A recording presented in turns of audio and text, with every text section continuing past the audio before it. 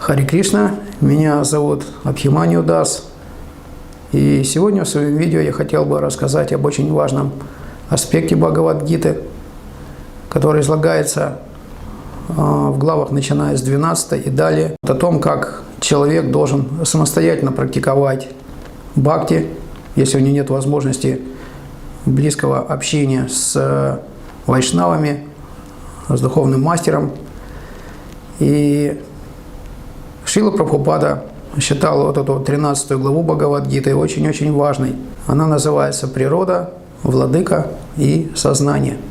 Фактически Шрила Прабхупада, заканчивая какую-то предыдущую главу, он всегда в последних стихах делает очень важные выводы и делает плавный переход на то, что будет рассказываться далее в следующей главе.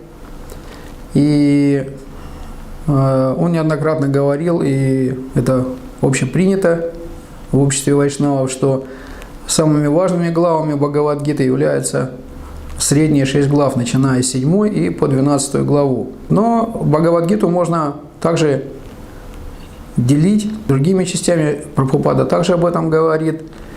И в зависимости от того, какой аспект выделяется. Поэтому можно поделить Бхагавад-гиту также на 2 части. Потому что, как мы уже говорили неоднократно, что любой образовательный процесс, он прежде всего должен быть подготовлен именно практикой просветления. Как-то просто объяснить. К примеру, вот человек приходит в школу, и ему дают какие-то элементарные основы, то есть его учат читать, писать, считать, для того, чтобы дальнейшее обучение было возможным. То есть, когда учитель будет что-то говорить, и человек, который, по крайней мере, знает какие-то элементарные основы, он может на основе этих знаний понимать, о чем говорит учитель. То есть, это очень важный момент. Я тоже об этом говорил, что вот именно ясность, то есть способность ясно мыслить, способность смыслить, то есть придавать определенным вещам смысл. Таким образом проявляется работа разума в человеке. И когда человек в достаточной степени уже просветлился, то есть он способен ясно понимать, что ему говорят, тогда уже ему начинают давать инструкции. И вот поэтому очень важной вехой в Бхагавад-гите является 10 глава, а если взять еще точнее, то стих 10, 12, 14. Это знаменитый стих, который начинается «Парам Брахма, Парам Дхама, Павитрам Парамам Бхаван». И в этом стихе как раз Арджуна сдает зачет. И в этом зачете он говорит о том, что «Теперь, Кришна, я ясно понимаю все, что ты мне говоришь, и принимаю это, считаю это авторитетным». То есть он полностью избавился от всех сомнений, и это признак того, что человек такой закрепился на трансцендентальном уровне, когда его невежество полностью рассеялось, и таким образом он начинает ясно понимать инструкцию. Но здесь очень просто понять смысл, потому что если человек не понимает, не смыслит, то его бесполезно учить чему-то, то есть образовывать. Я также об этом многократно говорил в своих видео, что вот бесполезно, например, прийти первокласснику и начать объяснять, например, какие-то элементы высшей математики. Но, может быть, есть такие вундеркинды, которые могут это понять в 1 классе, но если человек не понимает основ, то есть для него это не ясно, что это такое, то есть нужно какие-то фундаментальные основы заложить. И поэтому первые 10 глав фактически они посвящены именно методике просветления. Это не какое-то промывание мозгов, это важный смысл доносится самими словами Господа. И поэтому Шрила Прабхупада, когда он писал книгу Бхагавад-гита, как она есть, то помимо вот этих вот переводов самих стихов, были даны разъяснения смыслов. То есть это правильно называется не комментарий, а именно разъяснение смыслов. То есть как видит ачарья, практикующий ачарья. И таким образом он доносит до каждого, каков смысл данного стиха и как его применять практически. И Шрила Прабхупада говорит, и сам Кришна говорит в Бхагавад-гите то же самое, что не какие-то вот эти комментарии проясняют что-то, а сами слова Кришны, они носят вот этот эффект. И Шрила Прабхупада, он их просто-напросто доносит в правильной форме, сами вот эти вот смыслы, которые Кришна дает для того, чтобы понять это. Вот. И нужно как раз-таки очень четко понимать, что Господь Бог – это абсолютная истина, и поэтому абсолютная истина, она, естественно, дает возможность каждому постичь ее в какой-то степени. То есть не в полной степени, но в какой-то степени, в зависимости от того, как мы хотим относиться к ней. То есть если мы хотим относиться с любовью, с доверием, тогда абсолютная истина дает нам метод и дает нам вот с помощью своих слов, дает нам возможность сначала просветлиться, а потом после этого обрести уже знание. То есть, когда мы начинаем понимать, что говорится в этих словах, после этого уже дается уже непосредственная инструкция, что и как делать. Поэтому вот этот вот процесс реализации, он состоит как бы из двух частей, или, как я говорил, две функции сознания. Если построить, если, допустим, вектор силы, то у вектора силы существует направление вектора, то есть куда направлена эта сила, и длина вектора, то есть с какой скоростью вот эта сила перемещается или прилагается эта сила. Это, опять-таки, законы физики за 6 класс средней школы, которые нужно понимать ясно для того, чтобы изучать Бхагавад-гиту, то есть понимать, чем отличается направление вектора от длины вектора. То есть первое – это качественная характеристика, она показывает, куда ты направляешь свою энергию, то есть обозначает действие. И вторая характеристика – это работа, то есть длина вектора, с какой силой или с какой скоростью ты перемещаешься. Перемещается какой-то субъект, который совершает действие. И потом, таким вот образом, в реализации существует два очень важных момента. Это понимание и знание.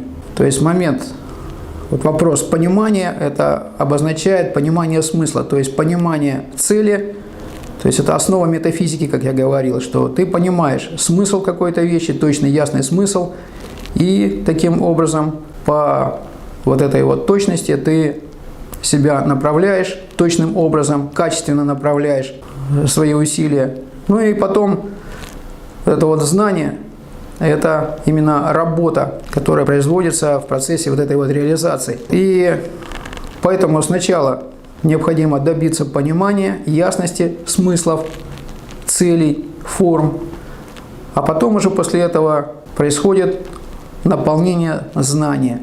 То есть, когда тебе все становится ясно, видно, понятно, тогда после этого ты наполняешься знанием. То есть, доводишь их до определенной степени полноты, возможной степени полноты. Допустим, у живой сущности, у дживы существует какой-то определенный предел этой полноты знаний. То есть она не может иметь столько же знаний, как сам Господь. Поэтому знания эти могут варьироваться у нас, то есть их количество может варьироваться, так же, как и степень вот этой ясности, прояснения. Но это свойственно нашей вот этой вот так называемой маргинальной природе. То есть это не пограничная природа, как многие привыкли говорить, это правильно называется маргинальная природа, то есть вот живой сущности, что она находится на границе двух сред, это дух и материя, и поэтому живая сущность может либо туда, либо сюда переместиться. То есть две противоположные среды, которые пытаются оказывать воздействие, влияние. Ну, немножко, может быть, это не так, это классическое определение слова «маргинал».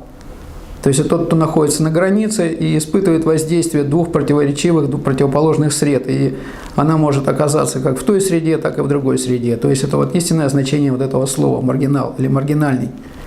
Поэтому джива, как мы знаем, является маргинальной энергией. Она может либо занимать свое естественное положение, находиться в духовной ассоциации с Богом, либо пребывать в материальном мире и пытаться изображать из себя Бога, пытаться что-то делать. Таким образом, Господь дает ей возможность вот так свою свободу проявить и исполнить все ее желания, какие только у нее могут возникнуть в результате этого. Итак, еще раз подведу итог, что существует два процесса. Первый процесс – это просветление или внесение ясности, или рассеивание мрака, помрачение, невежество. И второй – это процесс, образовательный процесс, то есть получение знаний. Если процесс понимания помогает ответить на вопрос «для чего?», то есть, с какой целью это делается, для чего это делается, какой смысл этой вещи, как она используется правильным образом, каково положение, то есть вопрос «почему?», понимаете, для чего. А процесс образовательный или познавательный – это процесс, который позволяет ответить на вопрос «как?».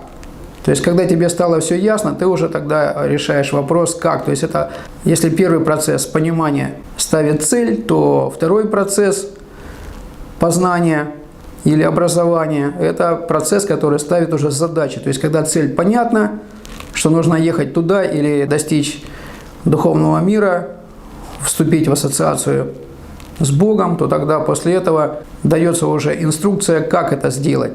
То есть, когда прояснилось все, тебе цель ясна, понятна. Но это как пример, и часто его приводят даже в обычной литературе, что, например, когда мы выходим из дома, то у нас есть ясная цель вот этого действия. Мы, например, идем в магазин или куда-то идем в гости кому-то или что-то еще. То есть у нас есть ясная цель. И мы, естественно, знаем, как это сделать. Или, к примеру, мы попадаем в какой-то незнакомый для нас город или местность, либо мы пользуемся картой, то есть восполняем свое вот это незнание. Но, по крайней мере, цель всегда должна быть ясна. Перед тем, как мы какую-то работу выполняем, то есть должна быть совершенно четкая, ясная цель, для чего эта работа выполняется. То есть мы не можем, например, сесть в такси или сесть в автобус или сесть в самолет, тем более, и просто сказать: везите меня куда я хочу. Вернее, я никуда не хочу, я просто хочу покататься, сесть и покататься. То есть это будет восприниматься как некая глупость. Но практически вся деятельность в материальном мире, она и выглядит как большая глупость. То есть не понимая вот этой ясной цели, то есть для чего живая сущность вообще существует, в каком состоянии бытия, естественно, она должна находиться и все остальное, она, естественно, бесконечно совершает глупости. А может быть, я поеду туда, а может быть, я поеду сюда, а может быть, я сделаю это. То есть это верный признак вот этого помраченного состояния или невежества, когда ты не видишь цели. Поэтому вот эти вот первые 10 глав Бхагавад-гиты, они как раз посвящаются именно этому процессу просветления. То есть даются самые важные основы, которые позволяют человеку добиться вот этого просветления. И после того, как Господь показал свою универсальную форму, Арджуна в начале 12 главы Бхагавад-гиты задает Кришне вопрос: чье положение лучше? Того человека, который непосредственно занимается бхакти напрямую, то есть имея мастера, который тебя воспитывает определенным образом, то есть он тебе и дал сразу же просветление, и дал тебе образование, то есть постоянно тебе дает такой вот пример, тебе постоянно дает вот эту самую важную часть образования, то есть он дает тебе персональную подготовку. Что такое персональная подготовка? Это не то, что он лично тобой занимается, а то, что он обучает своего ученика самостоятельно формировать себе какие-то личностные качества важные для того, чтобы взаимодействовать с другими, даже на материальной стадии бытия, не говоря уже на духовной. То есть смысл такой, что необходимо с помощью вот этого образования или персональной подготовки, так называемой, персональной подготовки, научить ученика взаимодействовать с абсолютной истиной, как с личностью. Для этого нужна персональная подготовка. Для этого нужно иметь все квалификации для того, чтобы общаться с Богом как с личностью, а не как с чем-то таким абстрактным, как мы считаем, что может быть абсолютная истина какая-то абстрактная. Нет, она является личностью, то есть которая имеет и свою индивидуальность, и свою идентичность абсолютную, и всегда неизменную, всегда совершенную, и можно еще привести множество разных характеристик. Поэтому вот этот процесс образовательный, я еще раз повторю, он важен для того, чтобы человек получил от гуру вот эту именно персональную подготовку. Итак, я вернусь к началу 12 главы и повторю, что Арджуна задает вопрос: чье положение лучше? Того, кто непосредственно занимается бхакти, то есть имея гуру, имея сангу вайшнавов, то есть может с них брать пример, может получать вот эту персональную подготовку от них, либо того, кто пытается постепенно, пошагово заниматься вот этой практикой бхакти. То есть существует два способа практиковать бхакти. Либо это вот это общество вайшнавов и близкая связь с духовным мастером и под его руководством, либо это такая вот постепенная, пошаговая, поступенчатая практика бхакти, когда ты постепенно развиваешь в себе какие-то квалификации и можешь постепенно подниматься. И Шрила Прабхупада уже в конце 12 главы, когда он пишет разъяснение к одному из последних стихов, где Кришна говорит, несомненно, что вот этот метод прямого бхакти, что когда ты напрямую, непосредственно изучаешь практику бхакти под руководством гуру, под руководством опытных чистых вайшнавов, тогда это, естественно, является таким большим преимуществом. Но Прабхупада пишет в конце 12 главы, что далеко не у каждого имеется возможность ассоциировать с добросовестным гуру и с чистыми вайшнавами. И поэтому, когда такой возможности нет, человеку дается шанс или дается методика, где он пошагово, поступенчато поднимается до той ступени, когда Господь, видя его искреннее стремление, присылает к нему подлинного или добросовестного гуру. Шрила Прабхупада уже в 13 главе говорит, что это можно сравнить, что существует лифт и существует лестница в каком-то высотном здании, например, в небоскребе, что ты можешь быстро подняться с помощью вайшнавов и гуру, мастера, можешь подняться на самый верхний этаж, то есть они исполняют такую функцию. Либо ступенька за ступенькой, сам самостоятельно, если лифта в доме нет, тогда ты, или он поломан по какой-то причине, ты сам тогда ступенька за ступенькой поднимаешься, и Господь, проявляя свою милость и сострадание к такому бхакти, который действительно искренне хочет подняться на вот этот самый верхний этаж, вот, на трансцендентальный уровень, когда материальная энергия прекращает свое воздействие или влияние на живую сущность. То есть это фактически уровень освобождения от материальной энергии. И ты уже тогда получаешь возможность уже заниматься реализацией на этом уровне. То есть непосредственно изучать практику. То есть это еще в ранних главах Бхагавад-гиты говорится, что нужно не только оторваться от материи, но и получить персональную подготовку, как вести себя и как взаимодействовать в духовном мире. То есть вспомнить эту персональную подготовку свою. Она, в принципе, у нас вечно существует, уже внутри заложена. Нам не нужна никакая подготовка, но вот эта подготовка персональная, которую нам обеспечивает мастер и вот эта санга вайшнавов, мы можем тогда таким образом постепенно заниматься реализацией. Но очень важный момент, и Прабхупада об этом очень много раз говорит, что по-настоящему бхактой можно считать того, кто закрепился на трансцендентальном уровне. То есть пока человек не достиг этого уровня и не закрепился на этом уровне, его по всем параметрам нельзя считать бхактой, даже неофитом. То есть это просто пытающийся, то есть еще прыгающий, пытающийся, может быть даже и искренне пытается сделать. И вот этот как раз таки момент, он проясняет очень важный момент по поводу вот этой всей сейчас нынешней системы, существующей выбора гуру, так называемого, то есть как на базаре, вот этот мне нравится, вот этот не нравится, а вот этого пиарят или какая-то реклама и так далее. То есть здесь в Бхагавад-гите сам Кришна и Прабхупада это разъясняет очень четко, что не надо устраивать вот такой базар, что нужно относиться к этому крайне серьезно, потому что это весь смысл твоей жизни. То есть либо ты вернешься, используя свою человеческую форму жизни в духовный мир, вернешься в свое нормальное состояние, то есть это большой шанс тебе дали вернуться. Либо ты, занимаясь греховной деятельностью и имитируя кого-то или что-то, тем более имитируя бхакту, обратно скатишься, деградируешь в более худшую форму жизни. Это будет очень неразумное использование того ресурса, который Господь дал нам в настоящий момент. Поэтому Прабхупада очень четко объясняет, что если нет вот этого просветления, если тебя сразу же, мгновенно, то есть это не какой-то там долгий процесс, то есть происходит быстрое вознесение, то есть Прабхупада использует это слово elevate. В христианстве это называется вознестись, то есть быстро вознестись, мгновенно вознестись. а не какой-то там медленный процесс, что когда человек там практикует 20 лет, 40 лет, 50 лет и говорит «я неофит, я неофит, я неофит». Это называется ложное смирение. У такого человека можно сказать, что он даже и не неофит, он просто-напросто полный невежда. То, что, допустим, говорят какие-то величайшие святые, когда они себя называют ничтожествами, это естественное состояние святого.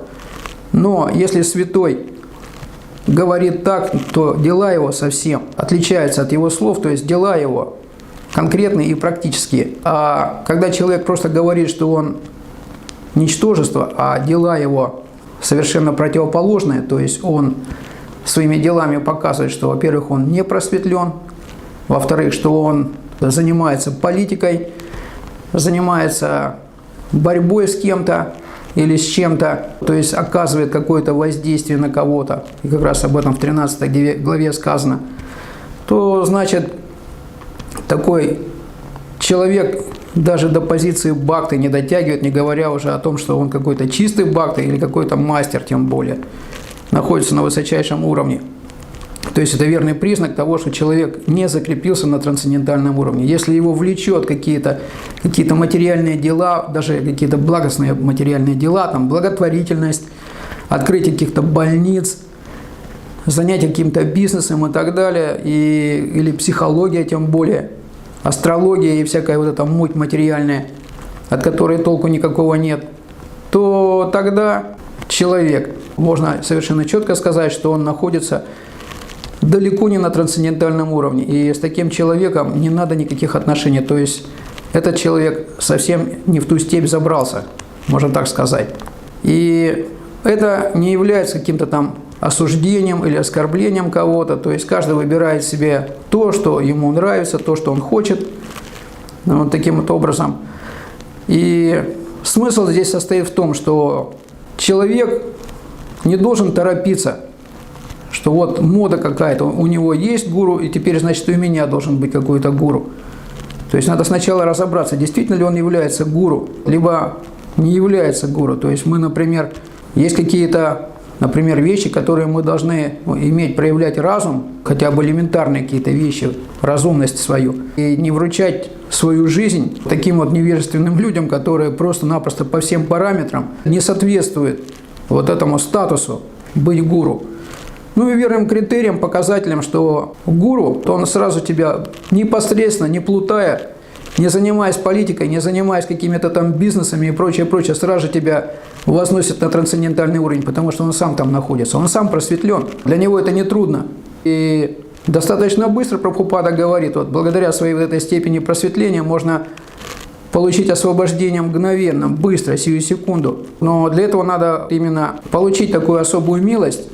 Но если человек получает такую милость, это означает, что он уже, видимо, как-то был готов к этому.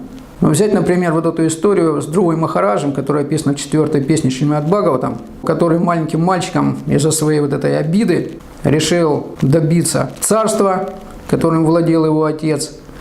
Но поскольку его вторая жена царя, она его оскорбила, сказала, что ты ничтожество, вот мой сын станет царем после этого и так далее. Вот он обиженный пришел к своей матери, ему было всего 5 лет, и он спросил, как я могу добиться вот этого всего, чтобы стать царем.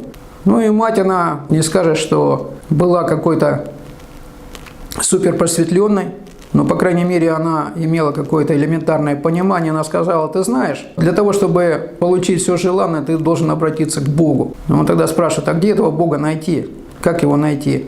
Он говорит, я не знаю, как его найти, но почему-то все вот мудрецы уходят в лес, и все вот эти вот люди, которые хотят найти Бога, они почему-то все уходят в лес. И, может быть, ты тоже пойдешь туда и найдешь его случайно, встретишь там. Но, по крайней мере, шансов найти его в лесу гораздо больше. И вот Друва Махарадж полон решимости, вот самое важное качество, он был полон решимости, искренности. Он пошел, хотя мотив у него был материальный, он пошел с этой решимостью. И кого он встретил в лесу первым делом? Он встретил Нараду Муни, величайшего просветленного мудреца и величайшего духовного мастера. И когда гуру посмотрел, что Друва Махарадж достаточно просветлен, он дал ему инструкцию, что и как делать. И благодаря этому Друва Махарадж достаточно быстро начал прогрессировать, достиг очень высокой степени реализации, что сам Господь появился перед ним в результате этого и сказал, что я доволен тобой, доволен твоей практикой, вот как ты реализовал себя, как душа. И поэтому я тебе готов дать все, что ты пожелаешь. И тогда, когда вот окончательно вот это вот, получив просветление, Друва Махарадж сказал: мне стыдно за то, что вот я обратился к тебе с какими-то вот этими пустыми желаниями материальными получить царство и так далее. Теперь вот в результате вот этой настоящей духовной практики я понял, что все это не важно, все это второстепенно, гораздо вот больше ты получаешь вот этого блаженства, радости от того, что ты принимаешь участие в этом процессе, вечной игре Господа. Это является основной вот этой побуждающей силой, которая влечет настоящих чистых баг к Господу. Поэтому они какие-то временные вещи, они всегда не относятся к ним слишком серьезно, то есть считают их временными и только для того, чтобы так или иначе помочь реализоваться как-то. Но, как я уже недавно замечал, что такой бхакта, он всегда старается быть очень скромным, потому что это как раз-таки первый уровень, первая ступенька вот этой вот пошаговой реализации, что нужно быть очень скромным, что нужно действительно работать над собой. То есть скромность – это отношение себя ко всему окружающему, то есть как ты себя ставишь, как ты себя показываешь. То есть если ты считаешь себя важным, значительным, что только я могу это все сделать, только я такой важный, большой и существенный, а все остальное – это ничтожество, то это совершенно противоположная вещь от скромности.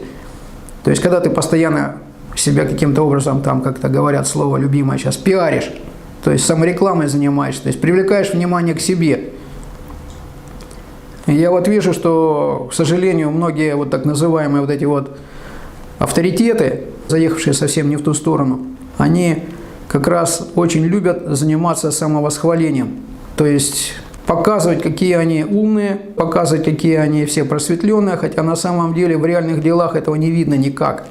Не видно. И в первую очередь это проявляется в чем? Что такие люди не брезгуют заниматься криминальной деятельностью, что такие люди не брезгуют заниматься политикой, бизнесом в личных интересах. И все это как бы высокопарно говорят, что это все для вашего и для всеобщего духовного блага. Но имея в виду свое личное, только материальное благо в данном случае. Ну, чтобы кратко еще раз повторить, я скажу, что существует пошаговый метод и существует прямой, непосредственный, то есть когда тебя сразу же забрасывают на вот этот трансцендентальный уровень выше материи. То есть еще раз повторю, что существует лестница на какой-нибудь там 50 или 60 этаж небоскреба, а существует лифт. И поэтому главная роль гуру, его обязанность – это роль лифта, который тебя сразу же поднимает, экономя твое время,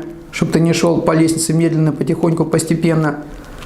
Но, по крайней мере, ты должен быть достаточно искренним, просветленным, чтобы Господь прислал тебе гуру, так же, как вот Он прислал этого гуру к Нарада Муни. То есть не самому ходить искать каких-то людей, которых кто-то назначил, кто их назначил, непонятно, кто они сами, как они сами практикуют. Если нет ясности, то не стоит тогда принимать таких людей за авторитеты, не стоит вестись на вот эти вот какие-то красивые слова и так далее. То есть если люди не включают свой разум, то практически 100% шанс, что вас обманывают. Вот и все. Ведут не в ту степь совершенно. И если вы искренне хотя бы первую ступеньку, Прабхупада пишет, преодолеете, то есть станете скромным человеком, то тогда, по крайней мере, есть огромный шанс, сразу он вырастает практически до 100%, что Господь пошлет за вами лифт. Обязательно вы встретитесь с таким гуру. И вам не надо даже будет его искать, как вот произошло с Друвой Махараджем. Самого лучшего гуру Вселенной прислал ему Господь, самого лучшего, Нараду Муни, сразу же, 5-летнему мальчику, который не занимался там изучением вед, не занимался там практикой какой-то. Он сразу пришел и встретил в лесу Нарада Муни.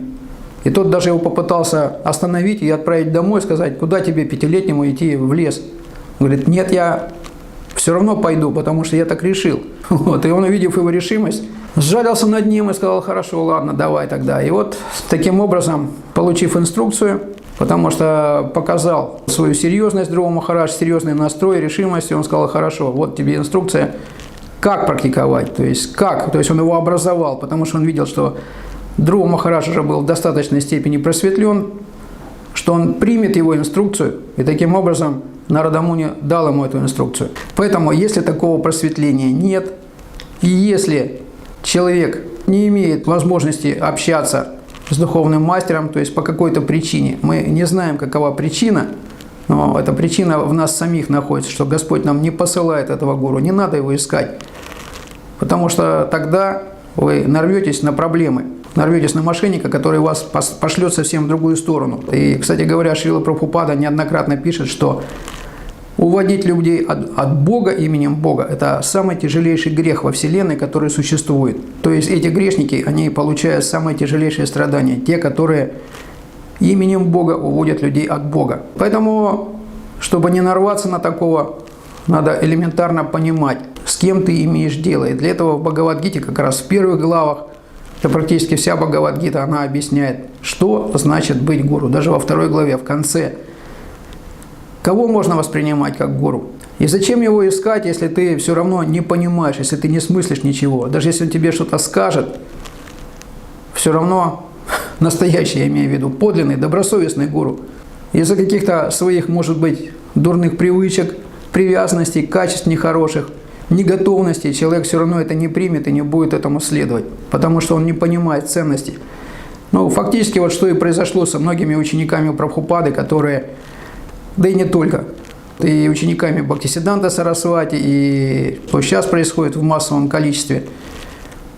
То есть, если ты понимаешь, то ты первым делом понимаешь важность миссии, понимаешь ценность этих знаний.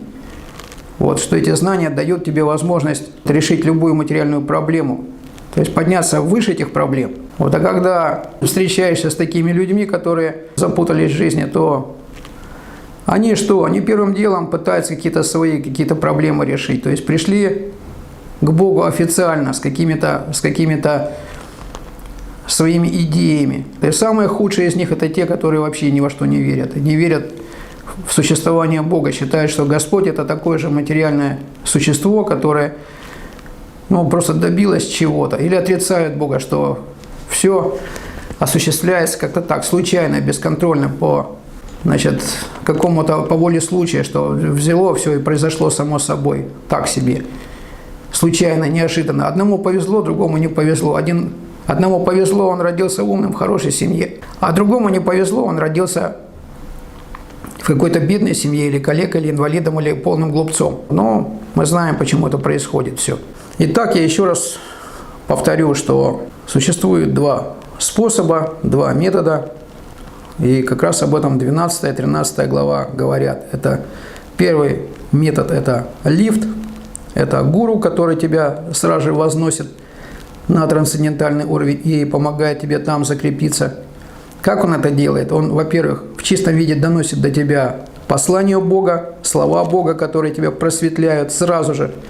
И, то есть он не занимается политикой, не занимается какими-то интригами, криминалом и прочее, прочее, прочее. То есть такой гуру, он сразу же до тебя донес в чистом виде слова Бога, тебе все прояснилось, стало ясно, и ты принимаешь миссию, начинаешь понимать ее важность, начинаешь понимать свое место в этой миссии, и тогда ты можешь с легкостью взять на себя ответственность и дальше продолжать этот путь. И когда твой гуру уходит, то ты естественным образом продолжаешь дальше прокладывать путь и помогать другим выходить из этого неестественного для них состояния пребывания в материальном мире. И второй путь – это пошаговый путь, по лестнице. И поэтому, если есть возможность, и ты уже получил такую милость, нужно напрямую, непосредственно взаимодействовать. И Прабхупада дает четкий критерий. Когда человек взаимодействует с настоящим гуру, с настоящими бхактами чистыми, то его характер очень быстро меняется. То есть вот воздействие материальных гун с него сходит. То есть все эти глупости разные, мысли глупые, желание заниматься там всякими измышлениями, домыслами, кого-то обсуждать, критиковать, это сразу же с тебя слетает моментально. И у тебя пропадает желание заниматься всякими не очень важными делами, потому что ты понимаешь важность вот этой миссии и всю свою энергию, всю свою силу тратишь только туда. То есть становишься целеустремленным, когда ты видишь ясно цель, когда ты просветлен, ты становишься целеустремлен, и таким образом всю свою энергию направляешь только туда. Вот и все. А если человек двигается пошагово, то рано или поздно Господь откликнется, если мы имеем действительно искреннее намерение и, как я уже сказал, первая ступень – скромность, качество скромности себе разовьем, то Господь сразу же начнет нам потихоньку помогать, в зависимости от того, насколько мы искренне хотим двигаться к Нему. То есть я сказал, что, еще раз повторю, существует лифт, существует лестница. И поэтому нету лифта, поломан лифт, всегда существует лестница. То есть запомните эти слова. Прабхупада их пишет, и Кришна сам говорит. Всегда существует лестница, всегда. То есть возможность самостоятельной практики. И далее в 13 главе Шрила Прабхупада говорит очень важные слова, что как подниматься по лестнице, для этого не надо даже гуру, для этого не надо какие-то сверхусилия. То есть это есть какой-то перечень понятий, которые человек должен понять для того, чтобы самому по лестнице. Но для этого достаточно напрямую, непосредственно изучить Бхагавад-гиту напрямую, непосредственно, в чистом виде, так как она есть. Вот и тогда это станет для человека понятно сразу же, потому что сам Господь имеет такую потенцию, и его слова имеют такую потенцию, что он человеку проясняет хотя бы на таком уровне, что нужно делать для того, чтобы подняться по лестнице. И поэтому гуру ему для этого совсем не нужен. То есть тебе дается шанс начать самостоятельно. То есть вот это все ложь и обман, что нужна какая-то мифическая дикша. Это как в сказке «Волшебник изумрудного города», что они шли к какому-то человеку, который, Гудвину так называемому, который вроде бы они услышали, что он может дать им сердце кому-то, кому-то мозги, кому-то храбрость, еще что-то. Вот. Но когда они, чтобы преодолеть этот путь, в практических каких-то попадали события, которые требовали от них этих качеств, они их стали проявлять, у них это все само появилось.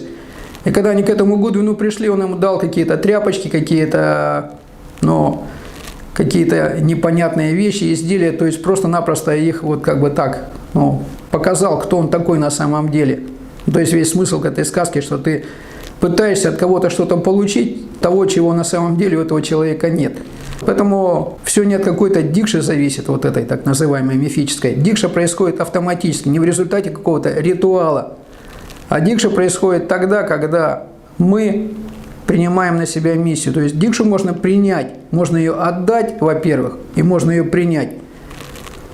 Только от чистого бхакты, который находится на трансцендентальном уровне, и получить, когда ты сам находишься на трансцендентальном уровне, по крайней мере, тогда ты можешь получить дикшу и передать ее другому. А пока ты находишься на материальном уровне, никакой дикши ты не получил. То есть это все полный обман. Поэтому, если ты не поднялся на верхний этаж, никакой дикши не видать тебе, как своих ушей. Без зеркала. Поэтому необходимо включать свой разум и изучать Бхагавад-гиту, как она есть. И как раз 13 глава – это способ, или полностью дается методика, как самостоятельно практиковать бхакти. Это не просто рассказ, чем отличается материя от духа, отличается. А это именно методика, дается методика, как заниматься самопознанием.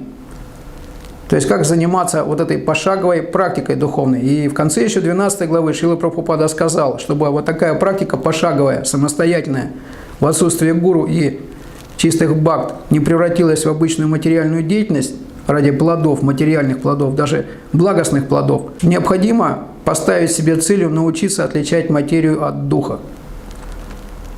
То есть это должно быть основой такой практики. И даже во 2 главе Кришна говорит, вот это вот, что воистину прозревший – это тот, кто может отличить проявление материи и духа. И на этом основе он как раз-таки дает вот эту науку о душе, что такое душа, что это частица Бога, какими она качествами отличается, и как дух отличается от материи. В 13 главе это знание дается на более высоком уровне, потому что здесь, кроме самих вот этих вот отличий, дается еще методика, методика. Очень важный момент. Потому что Кришна говорит в 13 главе, что я не только являюсь конечной целью познания, но я также являюсь и методом познания, и объектом познания. То есть он фактически всем является. То есть ничего нету, не существует отдельно от него. То есть он сам является и методом познания, и объектом познания, и целью познания. То есть это все сам Господь Бог. И сама абсолютная истина, естественно, включает в себя все. Как Прабхупада пишет во введении, что абсолютная истина должна в себя включать все, что входит в рамки нашего восприятия, то, что находится за пределами нашего восприятия. Если чего-то в ней нет, например, формы, как считают имперсоналисты, то тогда она уже становится неполной и не абсолютной. Поэтому нужно очень четко понимать. А раз это так, то тогда Шрила Прабхупада дает разницу между материальным и именно духовным методом познания. Он говорит, что абсолютную истину можно познать только с помощью духовного метода познания, а не с помощью каких-то материальных вещей. И Прабхупада четко говорит, что материальный метод познания основан на взаимодействии, на воздействии. То есть, когда индивид находится в материальном сознании, естественно, его познавательная деятельность материально, то он используется материальным методом познания, который основан на взаимодействии материальных элементов и основан на воздействии. То есть, что это такое? Когда ты находишься в невежестве, тебе не хватает знаний, тебе не хватает понимания, ясности, вслепую, то ты действуешь методом проб и ошибок. Или по-другому, ты оказываешь на что-то какое-то воздействие или на кого-то, и таким образом по реакции на это воздействие получаешь какое-то знание, которое уже, как правило, в прошлом времени, то есть воздействие приходит с запозданием. И вот такая познавательная деятельность происходит в рамках материального поля деятельности. То есть фактически люди, которые занимаются какими-то материальными познаниями, они пользуются материальным методом познания. Материальным. То есть основанным на взаимодействии, основанным на воздействии. То есть ты на кого-то оказываешь воздействие и пытаешься по реакции на твое воздействие определить, знаешь ты что-то или не знаешь, или что-то узнавать. Но такие знания несовершенны, и они осквернены вот этими модусами. То есть у тебя появляются разные качества, весь диапазон качеств материальных, там, начиная от зависти, жадности и заканчивая там вот этим вот благочестием материальным и прочее, прочее, прочее. То есть весь спектр. И поэтому такими материальными методами мы не можем осуществлять постижение или познание абсолютной истины. Даже пошагово, поступенчато. И поэтому Кришна дает метод, говорит, вот, пожалуйста, изучай меня вот таким вот способом. Это основа бхакти. А в чем заключается духовный метод познания? Это связь с Параматмой. То есть первым делом необходимо с Богом сердце, то есть с экспансией Господа в сердце в форме Параматмы, необходимо установить вот эту связь. Она существует, эта связь, всегда существует. Господь нас всегда сопровождает, потому что, как-то говорится в 7 главе, например, что душа или энергия, вот эта джива, духовная энергия превосходного свойства, она неотделима от Господа, то есть она всегда находится с Ним вместе, постоянно. То есть никак. И поэтому Господь, чтобы мы не чувствовали себя отделенными, Он даже, когда мы находимся здесь в материальном мире, постоянно пребывает рядом с нами в форме Параматмы. И вот эта вот связь с Параматмой, она обеспечивает вот этот вот абсолютный метод познания, духовный метод познания. А на чем он основан? На том, что Господь является знатоком всех полей деятельности, материальных. Понимаете, Он знает все, абсолютно все, Он абсолютно истина. И Он говорит, мои глаза, мои уши, рты, руки, ноги, все находится везде, повсюду находится. Я везде нахожусь, повсюду нахожусь. И поэтому я знаю все, все, что происходит, все, что происходило в прошлом, что происходит сейчас и что будет происходить в будущем. А раз ты имеешь постоянную вечную связь с таким источником, значит, твои знания становятся полными и совершенными. Но это возможно только лишь, когда ты достигнешь вот этого трансцендентального уровня. Ну, по крайней мере, Господь тебе будет через Параматму подавать подсказки, что и как. И ты будешь понимать, до какой ты степени, до какой ты ступеньки дошел по этой лестнице постепенно. И если ты действительно встретился с добросовестным гуру, он тебя просто сразу же поднимет до вот этого самого высокого этажа и поможет тебе там закрепиться. Потому что он заинтересован, он несет ответственность перед Кришной, чтобы тебя туда доставить, на верхний этаж. Он посланник Бога, он представитель Бога. И поэтому он не будет делать ничего такого, чтобы оставить тебя как можно дольше в этом материальном мире или решать какие-то свои материальные проблемы за счет тебя. Вот такие вот важные выводы можно сделать по 13 главе Бхагавад-гиты, что фактически 13 глава дает метод самостоятельного изучения и самостоятельной практики бхакти. На этом мы закончим. Харе Кришна. Спасибо за внимание.